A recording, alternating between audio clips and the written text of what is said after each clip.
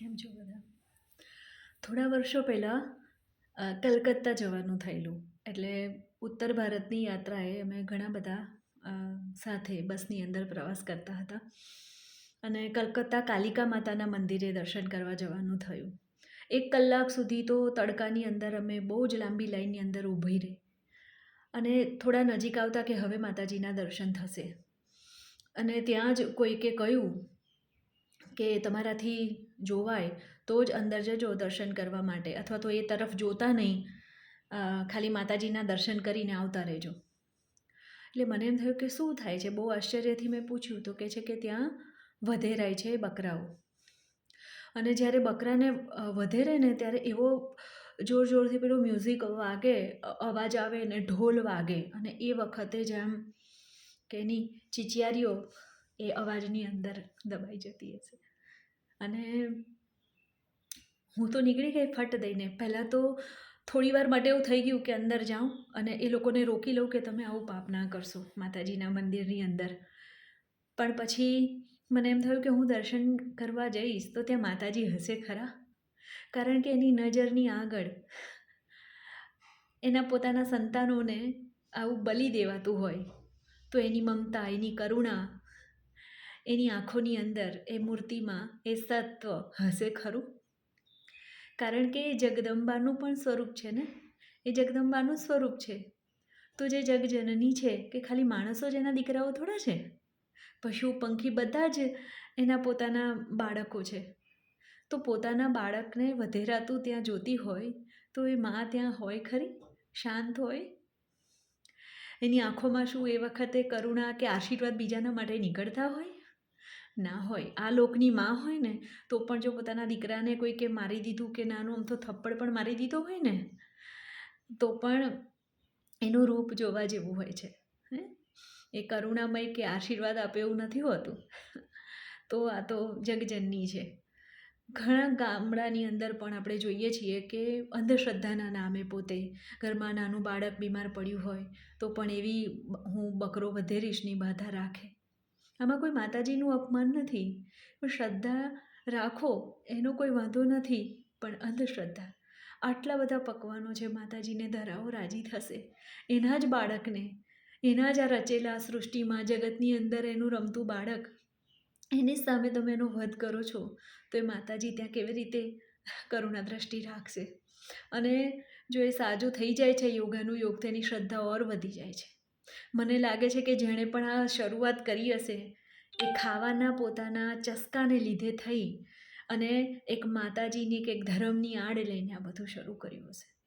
હવે તો આદિવાસીઓ પણ સુધરી ગયા છે. એમને ત્યાં પણ ઘણી જગ્યાએ લખેલું હોય છે કે અહીંયા બોકરા, બકરા કે પછી મરઘા વધેરવાને એવી કોઈએ અહીંયા બાધા રાખવી નહીં.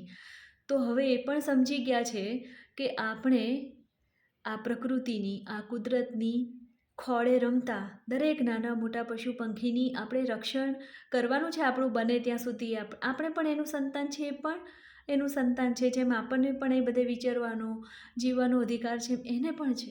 હા, જે મોટા જંગલી સિંહ હોય, વાઘ હોય, દીપડા હોય, તમે સ્વરક્ષણ માટે થઈને જ્યારે એનું તમે વધ કરો છો ત્યારે એ પાપ નથી, પણ તમારા પેટનો ખાડો પૂરવા માટે, તમારા જીભડીના સ્વાદ માટે થઈને પેલા સાવ સામાન્ય જે તમારું બિલકુલ નુકસાન નહીં, બકરી તમારું શું નુકસાન પહોંચાડે છે? પેલું મરઘું, એનું આટલું નાનું બચ્ચું, અરે જે જન્મ્યું નથી, જે હજી ગર્ભમાં છે, એને પણ ઈંડા ખાવાના શોખીન, એને લપ લપ લપ લપ ખાઈ જાય છે કારણ કે પ્રોટીન મળે. એ ધરતી માતાના ખોળે રમે છે આ બધા જીવો, એને રમવા દો. અને એ ધરતી માતાએ ઘણું બધું ઉગાડ્યું છે જેની અંદર પ્રોટીન પણ છે. એ તારે જીવવું છે તો તું આવું જીવતર લઈને કરીશું? તું પ્રોટીન લઈને તારું શરીર સ્વસ્થ રાખીશ કે માંસને બધું ખાઈને તું બળવાન તો બનીશ, પણ એ બળવાન બનીને તું કોની રક્ષા કરીશ? જેને તારા રક્ષણની, તારા સહારાની જરૂર છે એને તો તું મારીશ શારીરિક બળ ભેગું કરીને. તો જ્યાં એ શક્તિ વાપરવાની છે, જ્યાં મારવા માટે, જ્યાં સંહારની જરૂર હોય, ત્યાં ચોક્કસ તાલીમ લઈ અને પછી એ તમે કરો છો એ અલગ વસ્તુ છે, પણ તમારા જીભડીના સ્વાદ માટે થઈને, તમારી એક ભૂખને, એક જરાક અમથા સ્વાદને સંતોષવા માટે થઈને. એ હેલ્થ માટે પણ નથી સારું, એ આખો અલગ વિષય છે કે હેલ્થ માટે પણ નથી સારું. પણ જે માન્યતા ઘર કરી ગઈ છે, ઘૂસી ગઈ છે, અને એક લોલુપતા છે, ખાવાથી મતલબ છે, એનાથી ફાયદા થાય છે, નુકસાન થાય છે, કેવી લાગણીઓને કેવા નિસાસા તમે ખાઓ છો એની કોઈને પડી નથી. અરે ઘરમાં મા બાપ, ઘરડા મા બાપ હોય ને, એ પણ રોતા કકડતા હોય તો આંતરડી કકડતી નથી. તો આવા મૂંગા પશુઓને મારતા હોય અને ખાતા હોય તો ક્યાંથી એમની આંતરડી કકડે? ક્યાંથી કકડે?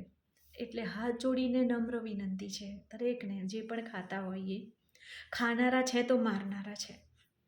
તો મહેરબાની કરીને, ઘણું બધું કુદરતે આપ્યું છે, હજી ધરતીમાં એવા રસકસ છે જે આપણા શરીરને જોઈએ છે, બધા તત્વો આપણને એ શાકભાજીમાંથી, અનાજમાંથી આપણને મળી રહેશે.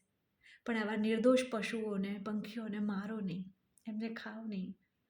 આપણે તો ભગવાને એ બધા કરતાં આપણને વિશેષ બળ, બુદ્ધિ, શક્તિ આપ્યા છે ને, તો એમનું રક્ષણ કરવાનું છે, ભક્ષણ નહીં.